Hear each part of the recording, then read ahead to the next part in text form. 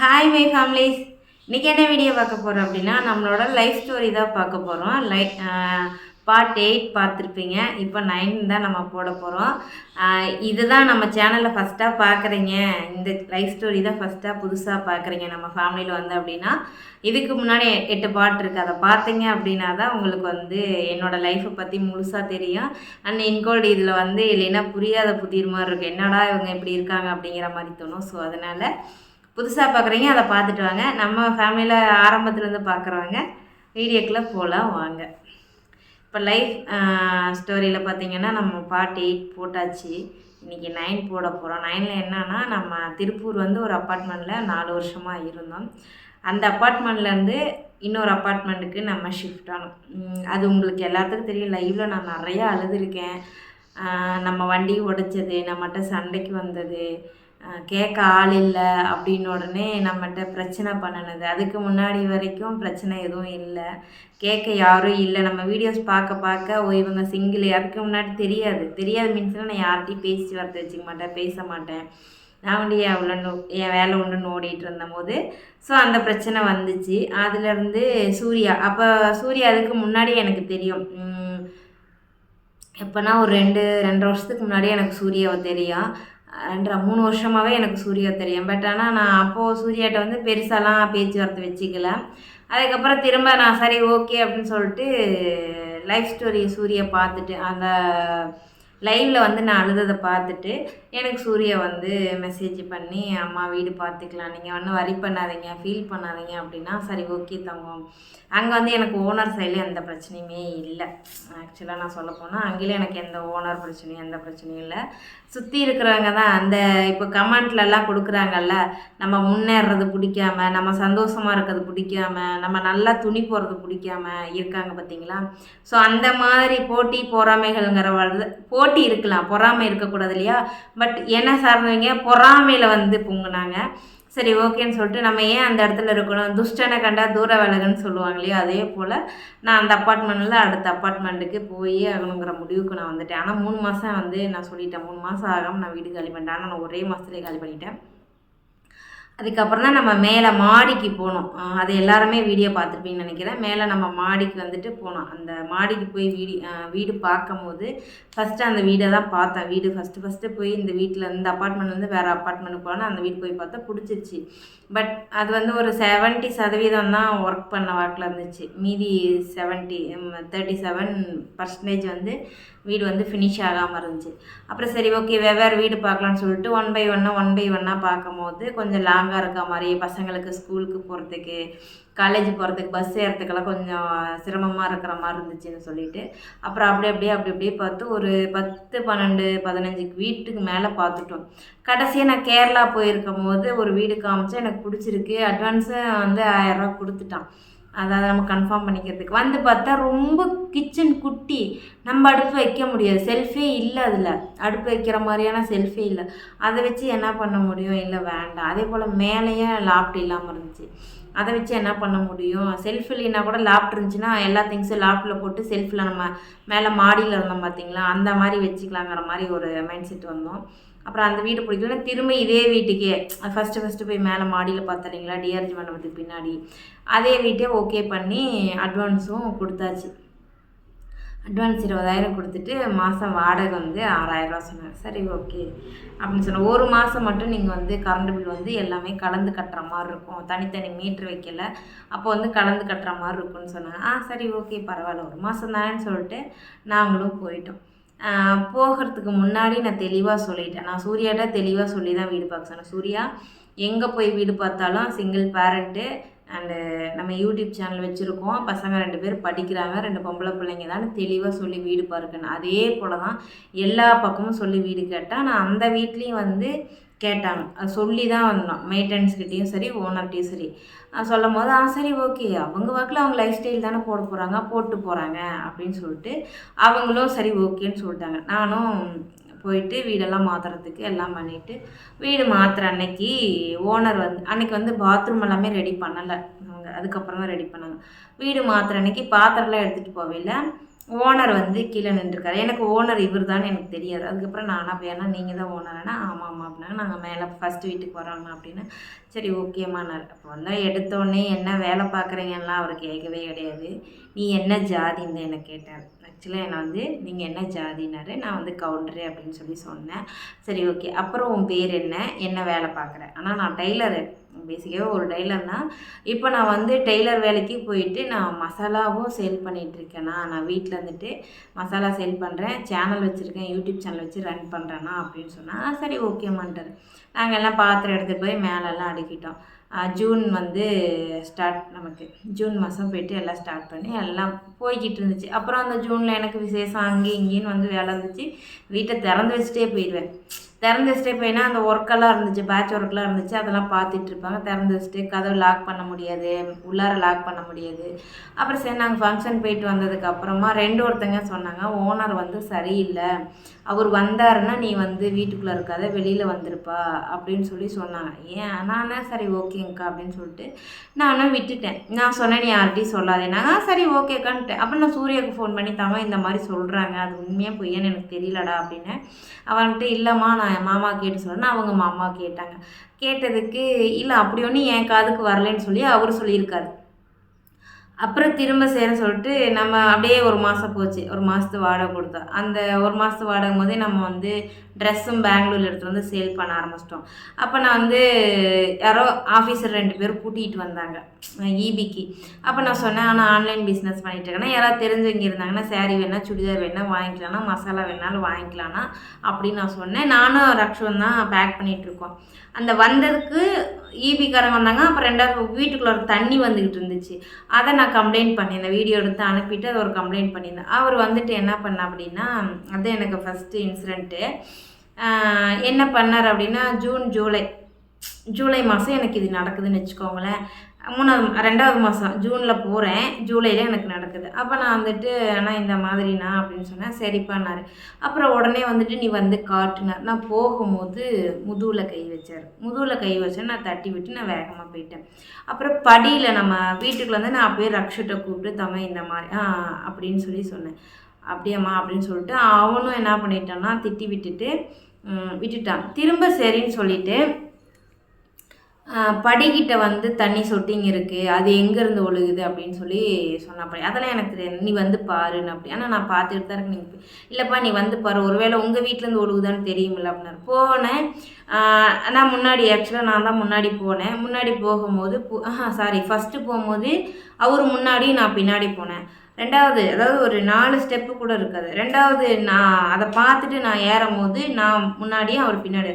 அப்போ வந்து பின்னாடி பேக்கில் வந்து கை வச்சிட்டாரு. நான் வந்துட்டு ஆனால் இதெல்லாம் வந்து தப்பு, நான் என்னென்னா பண்ணுறீங்கன்னு சொல்லிட்டு அப்பயும் நான் மரியாதை கொடுத்த உடனே இவர் போய் என்னன்னா லேடிஸுங்கெலாம் சொல்ல ஆரம்பிச்சிட்டார். என்ன சொல்ல ஆரம்பிச்சிட்டாருன்னா இந்த மாதிரி அந்த பொண்ணு வந்து தனியாக தானே இருக்குது, ஏன் நான் போய் பேசினா பேச மாட்டேங்குது அப்படின்னு சொல்லிட்டு என்ன கிரகம் சொல்லி தொலைச்சாரோ தெரில. உடனே ஒரு 2 பொம்பளைங்க வந்தாங்க. வந்துட்டு நீ எல்லாம் திறமசாலி தான், இந்தளவுக்கு நீ வந்திருக்க, கெட்டிக்காரி தான் சொல்லிட்டு நாள் பெருமையாக பேசிட்டு போனாங்க. சரி ஓகே அப்படின்னு சொல்லிட்டு நானும் விட்டுட்டேன். அப்புறம் திரும்ப சில அக்காங்களாம் வந்து ட்ரெஸ் பார்க்க வருவாங்க, எல்லாம் பண்ணுவாங்க. அப்புறம் அப்படியே அந்த ஜூன் மாதம் போய் நான் சூர்யாட்ட சொன்னேன். சூர்யா அவங்க மாமாட்ட சொல்லி சரி ஓகே இல்லைன்னா நம்ம காலி பண்ணிக்கலாமா அப்படின்னா சரி ஓகே தம்பி பண்ணிக்கலாம் அப்படின்னு நான் சொல்லிட்டேன். இப்படி போயிட்டு இருக்கும்போது ஆகஸ்ட் 3ஆம் தேதி, ஜூலை முடிஞ்சு ஆகஸ்ட் 3 நாங்கள் ஆடி 18 அன்றைக்கி பிரபாக்காலாம் வந்திருக்காங்க. நாங்கள் கோயிலுக்கு போயிட்டோம். அந்த ஆகஸ்ட் நாள் வந்து நமக்கு வந்து பெஸ்ட் ஈவெண்ட்டில் வந்து ஒரு ஈவெண்ட் நடக்குதுன்னு சொல்லியிருந்தாங்க. அந்த ஈவெண்ட்டுக்கு நைட்டெல்லாம் உட்காந்து நாங்கள் வந்து ப்ராக்டிஸ் பண்ணிட்டு இருந்தாங்க பசங்க. நான் காலையில் எழுந்திரிச்சு கோயிலுக்கு போகிறதுக்காக நான் ரெடி ஆகிட்டு இருந்தேன். அந்த கோயிலுக்கு நாங்கள் அந்த பாட்டு வச்சு டான்ஸ் ஆடினதுக்கும் நான் அந்த ஆள்கிட்ட வந்து அட்ஜஸ்ட் பண்ணி போகாததுக்கும் உடனே இருந்தவங்களுக்கெல்லாம் நம்ம மேலே இருந்த ஒரு ஈகோவில் இவ எப்படி இந்த அளவுக்கு பண்ணுறா, நான் யார்கிட்டையுமே பேச மாட்டேன். இதுதான் என்கிட்ட இருக்கிற பெரிய மைனஸு. யார்கிட்டையும் போய் சடனாக பேச மாட்டேன். இப்போ நம்ம கூட இருக்கோம் அப்படின்னா போயிட்டு உட்காந்து தேவையில்லாத விஷயங்கள் பேச மாட்டேன். ஏதாவது கேட்டாங்கன்னா அதுக்கு மட்டும் பதில். அதனால என்ன பண்ணிட்டாங்கன்னா உடனே வந்துட்டு ஓனர் வந்து அந்த நைட் ஒரு 7 மணி இருக்கும் எனக்கு ஃபோன் பண்ண. அப்படி ஃபோன் பண்ணி நீ வீடு காலி பண்ணிக்குவா, எனக்கு வந்து அந்த யாருக்கோ வீடு வேணும். நாங்கள் சடனாக சொன்னேன் எப்படின்னா காலி பண்ண என்னால் முடியாது. இல்லை எனக்கு ஒரு வாரத்தை என்னால் முடியாது, நான் திருப்பூர் சில்க்ஸ்க்கு வந்து அது எதுக்கும் நான் போயிருக்கேன், அன்றைக்கி தான் நமக்கு பல்லு விழுந்துருச்சு. நான் வந்துட்டு என்னால் முடியாதுண்ணா அப்படின்னு நான் சொல்லிவிட்டு நான் உடனே கார்த்திக் ஃபோன் பண்ணதுக்கு, இல்லைங்க நீங்கள் பாட்டெல்லாம் வச்சுட்டு டான்ஸ் பண்ணுறீங்க, அதெல்லாம் செட் ஆகுது. ஆனால் அதெல்லாம் சொல்லி தானே நான் வந்தேன், நான் யூடியூப் சேனல் வச்சுருக்கேன், மசாலா பிஸ்னஸ் பண்ணுறேன், எல்லாம் சொல்லி தானே நான் வந்திருக்கேன் அப்படின்னு நான் சொன்னதுக்கு, இல்லை முடியாது அப்படின்னாங்க. அப்படின்லாம் நான் 3 மாதம் எனக்கு டைம் இருக்குது, எனக்கு 3 மாதம் டைம் கொடுங்க, அப்புறம் தான் நான் காலி பண்ணுவேன், அதுக்கு முன்னாடி நான் வீடு காலி பண்ணுற ஐடியாவில் இல்லை அப்படின்னு. உடனே அடுத்த நாள் வந்து பொம்பளைங்களை அனுப்பணும். அப்படி அனுப்பிட்டு, ஏன் நீ வந்து ஓனர்கிட்ட சத்தம் போட்டுட்ருக்க, நீ ஓனரை அட்ஜஸ்ட் பண்ணி இருக்க வேண்டியதானே, எதுக்கு நீ வந்து இப்படி அவர்கிட்ட கோவப்படுறேன்னா, நான் ஏன் அட்ஜஸ்ட் பண்ணியிருப்பேன்னா, அட்ஜஸ்ட் பண்ணுறதுனா என்னன்னு சொல்லி நான் ஃபஸ்ட்டு கேட்டுட்டு நான் வந்து விட்டுட்டு அடுத்த வேலையை பார்க்க ஆரம்பிச்சிட்டேன். அடுத்த நாள் அந்த செப்டம்பர் ஆகஸ்ட்டு அப்படியே பிரச்சனை போச்சா, நான் வந்து 3 மாதம் டைம் சொல்லிவிட்டு விட்டுட்டேன். செப்டம்பர் மாதம் என்னோடய பிறந்தநாள் வந்துச்சு. நான் பிறந்தநாளுக்கு வந்து அதுக்குள்ளார ஒரு ஃபோன் கால் வந்துருச்சு. அதுக்கப்புறம் செப்டம்பர் மாதம் என்னோடய பிறந்தநாள் வந்துச்சு. பிறந்தநாளுக்கு வந்து நான் மாசாணி அம்மன் கோயிலுக்கு போகலான்னு சொல்லிட்டு நாங்கள் பாப்பா எல்லாமே கிளம்பிட்டோம். அப்போ வந்து கார் வந்து நாங்கள் பேசியிருந்தோம். காரில் போயிட்டுருந்தோம். நான் கொஞ்சம் தூரம் போயிட்டோம். மாசாணி அம்மன் கோயிலுக்கு பக்கமாக போகிற இடத்துக்கு ஒரு பேக்கில் நிப்பாட்டி எல்லாம் டீ காஃபி சாப்பிட்டோம். ஆனால் காலைல நேரமாக கிளம்பிட்டோம். 6:30 சம்திங் கிளம்பிட்டோம். 6 மணிக்கெலாம் கிளம்பிட்டோன்னு நினைக்கிறேன். அப்போ ஃபோன் பண்ணிவிட்டு நான் உன்னை பார்க்கணுன்னு சொல்லி ஓனர் சொன்னேன். அப்படி இல்லைனா நான் வந்து வெளியில் வந்திருக்கேன் அப்படின்னு சொல்லிட்டு ஃபோனை வச்சுட்டேன். சரி நீ வீட்டுக்கு வந்துட்டு கூப்பிடுங்க, சரி ஓகேன்னு சொல்லிட்டு நான் ஃபோனை வச்சுட்டு நான் அடுத்து நான் போயிட்டு நான் என்னோடய வேலையெல்லாம் முடிச்சுட்டு சாமியெல்லாம் கும்பிட்டு அப்புறம் எல்லா பக்கமும் சுற்றி பார்த்துட்டு வீடு வந்து இறங்குறோம். ஒரு 6-7 மணி போல் இறங்குறோம். அதை எவ்வளோ பார்த்துட்டு இருந்து ஓனருக்கு ஃபோன் பண்ணி உடனே அவள் காரில் வந்து இறங்குறா, அவளுக்கு வந்து கரண்ட் பில்லு 4000 சொல்லுங்கள் அப்படின்னு சொல்லிட்டு. ஆக்சுவலாக காலையில் கூப்பிட்டது கரண்ட் பில்லு கேட்குறதுக்கு.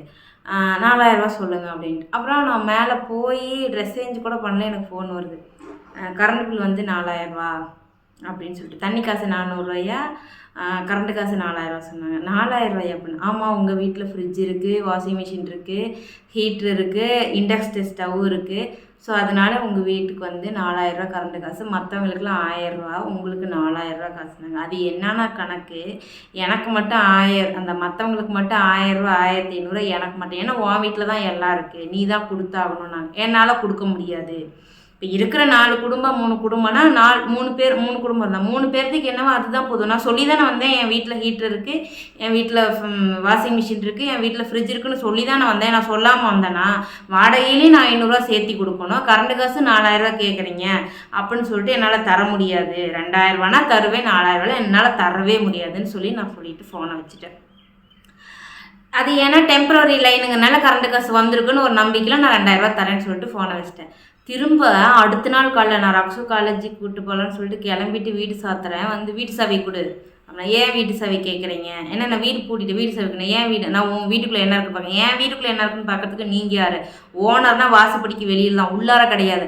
அன்னைக்கு நீங்கள் கை வச்ச அன்னைக்கு உங்களுக்கு செருப்பை கழட்டி அடிச்சிருக்கணும், அன்னைக்கு நான் விட்டது என்னோட தப்பு தான் அப்படின்னு சொல்லிட்டு நான் சொல்லும் போது, இல்லை வீட்டு சாவி தர முடியாதுன்னு, கரண்ட் காசு நீ 4000 தர முடியாது. ஏன்னா நான் வீடு காலி பண்ணிக்கிறேன், நான் வந்து செப்டம்பர் கடைசி அக்டோபர் மாதம் நான் காலி பண்ணிக்கிறேன் சொன்னேன். ஆகஸ்ட் செப்டம்பர் அக்டோபரில் 3 மாதம் டைம் கேட்டு நான் காலி பண்ணிக்கிறேன். ஏன்னா அப்போ நம்ம வந்து வீடு கட்டிக்கிட்டு இருக்கோம், வீடு கட்டுறதுக்கு பூமி பூஜை போட்டு ஸ்டார்ட் பண்ணியாச்சு, பில்லர்லாம் போட்டாச்சு செப்டம்பரில் அப்படின்னு சொன்னதுக்கு, இல்லை அப்படின்னு நான் வந்து அந்த அட்வான்ஸில் வந்து வாடகையை கழிக்க ஆரம்பிச்சிட்டேன் நான். ஏன்னா எப்படி அவனுங்கிட்ட இருந்து பணம் வாங்க முடியாது, ஏன்னா அவனுங்களாம் என்ன புத்திங்கிறத நம்ம பார்த்துட்டோம்.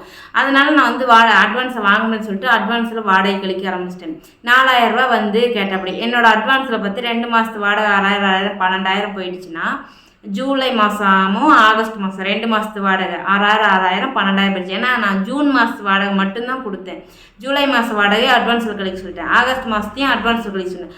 ஆகஸ்ட் மாதம் வாடகை வந்து செப்டம்பரில் கேட்குற. அப்படி இது 3 மாதம் ஆயிடுச்சுல்ல, 18000 போயிடுச்சு, நீ தான் கொடுக்கணும், நீ தான் கொடுக்கணும். ஆனால் இந்த மாதம் முடிஞ்சால் தான் 18000, இந்த மாதம் ஃபுல்லாக என்ன முடியல, இப்போ தான் 10 தேதி ஆயிருக்கு, இன்னும் 20 நாள் இருக்குது, என்னால் தர முடியாதுண்ணே. இல்லை நீ கரண்ட் காசு 4000 கொடுக்கணும், அதுவும் தர முடியாதுன்ட்டு அப்படின்னு சொன்னோடனே அந்த ஆள், நீ எப்படி இருக்கேன்னு பார்த்துக்கலாம், உனக்கு தண்ணி கரண்டெல்லாம் கட் பண்ணி நீ கட் பண்ணி பாரு, உன்னால் முடிஞ்சதை நீ பாரு அப்படின்னு சொல்லிட்டு நான் வண்டி எடுத்துகிட்டு நான் பிள்ளைங்களை கொண்டு போய் அனுப்புறதுக்கு நான் போயிட்டேன்.